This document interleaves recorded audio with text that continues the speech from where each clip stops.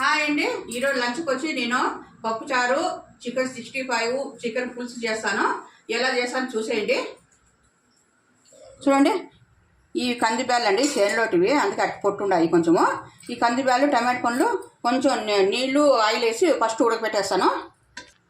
Oil వేసి first ఇది ఉడకపెట్టుకుందామండి. చూడండి, ఇది చికెన్ 65కి, ఇది చికెన్ పులుసు పెడతానండి. ఫస్ట్ చికెన్ 65 కలుపుకుందాము. చూడండి, అల్లం వెల్లుల్లి పేస్ట్ వేస్తున్నాను. ఇది బియ్యం పిండి అని, ఇది కార్న్ఫ్లోర్ వేస్తున్నానండి. ఇది పెప్పర్ పౌడర్ అండి, సాల్ట్ వేస్తున్నానండి. ఇవన్నీ వేసి కలుపుకుందామండి. చూడండి, ఈ மாதிரி కలుపుకుందాము. కలుపుకొని ఒక హాఫ్ అన్ అవర్ ఫ్రిడ్జ్లో పెడదామండి. చూడండి, ఇక్కడ అన్నం అంతా రెడీ అయిపోయింది. అన్నము ఇక్కడ పప్పుచారుకి పప్పు ఉడుకుతుంది. ఇక్కడ నేను చికెన్ పులుసుకి అంతా రెడీ చేసి పెట్టానండి. కారం, ఉప్పు, పసుపు, అల్లం వెల్లుల్లి పేస్ట్, కొబ్బరి, కరివేపాకు, టమాటో పండు అన్నీ కలిపి పెట్టేసానండి. ఇప్పుడు ఆయిల్ వేసి పులుసు పెట్టేసేదండి. చూడండి, ఇప్పుడు ఆయిల్ వేస్తున్నాను. కొంచెం జీలకర్ర వేస్తున్నానండి. వేసిన తర్వాత చికెన్ వేస్తానండి. ఇప్పుడు కలుపుకున్నాము. కలిపి మూత పెట్టి బాగా మగ్గించుకుందామండి. నూనె తేలినంత వరకు బాగా మసాలా అంతా బాగా పచ్చివాసన పోయిందా మగ్గితేనే బాగుంటుందండి కర్రీ. ఇప్పుడు మూత పెట్టి మగ్గించుకుందాం. పప్పు అయితే ఉడికిపోయిందండి. ఇప్పుడు ఆఫ్ చేసేస్తాము. ఆఫ్ చేసి మెత్తగా రాముకొని మసాలాలు కలుపుకొని తర్వాత పెట్టుకుందామండి. అది చూపించేస్తాను. చూడండి, చికెన్ అయితే మగ్గిపోయింది. ఇప్పుడు నీళ్ళు వేసుకుందాం. నేను చికెన్ కొంత పలసాగా చేస్తున్నానండి. మసాలా తక్కువ పెట్టి కొంచెం పలసాగా చేస్తున్నాను. నా కొడుక్కి అట్లే ఇష్టము, అందుకే ఈరోజు పలసాగా చేసినానండి. చికెన్ ఉడికే లోపల మనము పప్పు రామేసుకుందాం. చూడండి, పప్పు అయితే రామేసినాను. ఇప్పుడు పప్పు వంచిన నీళ్ళు, చింతపొడి నీళ్ళు పోస్తున్నానండి. పసుపు వేస్తున్నాను. ఇది రసం పొడి అండి. నేను నిన్న చేసినాను కదండి రసం పొడి, ఆ రసం పొడి వేస్తున్నాను. దీనికి కారం వేయకూడదండి, ఇది రసం పొడి ఒకటే వేయాలా. రసం పొడి వేసేసినాను. ఇంగు వేస్తున్నానండి. కరివేపాకు వేస్తున్నాను. పచ్చి కరివేపాకు వేస్తే బాగుంటుంది. ఇప్పుడు తగిన నీళ్ళు పోసుకొని ఉప్పు కారం చూసుకుందామండి. నేను ఉప్పు, కారము, పులుపు అన్నీ చూసుకున్నాను, సరిపోయింది. ఇప్పుడు తిరువాత పెట్టుకుందాం.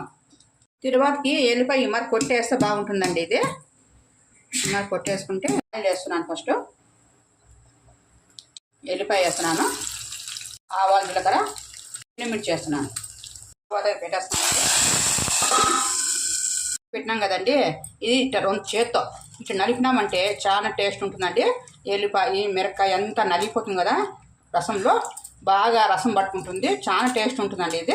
ఇది కలిపేసి ఇప్పుడు పొయ్యి మీద ఉడకబెట్టుకుందాం. చికెన్ రెడీ అయిపోయింది. చికెన్ దింపేస్తాము. దింపేసి ఇప్పుడు దాని మీద రసం పెట్టుకుందామండి. రసం పెట్టేసి ఈ పక్క కబాబ్ వేపుకుందాము. చికెన్ 65కి నూనె కాగింది చూడండి. ఇప్పుడు చికెన్ 65కి వేపుకుందాం.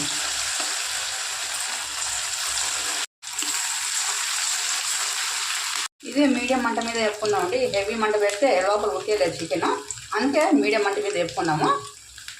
చూడండి, ఈ వేయించినవి ఇది తీసేసి ఇంకో చుట్టూ కూడా ఈ మాదిరి కాల్చుకున్నాము.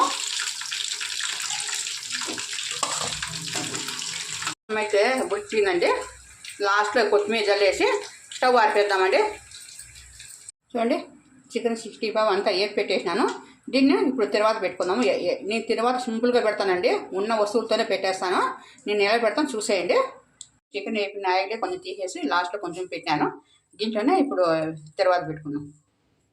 ఫస్ట్ ఎల్లిపాయలు, అల్లం ముక్కలండి. తర్వాత ఉల్లిగడ్డ వేస్తున్నాను. ఫస్ట్ ఉల్లిగడ్డ మగ్గించుకున్నామండి. వేస్తున్నాను కొంచెం రెడ్ చిల్లీ సాస్ వేస్తున్నానండి. కొంచెం వేస్తున్నానండి. ఇది బాగా కలుపుకున్నాము. కలుపుకొని ఇప్పుడు చికెన్ వేసేస్తున్నాను. చికెన్ వేసి బాగా కలుపుకుందామండి.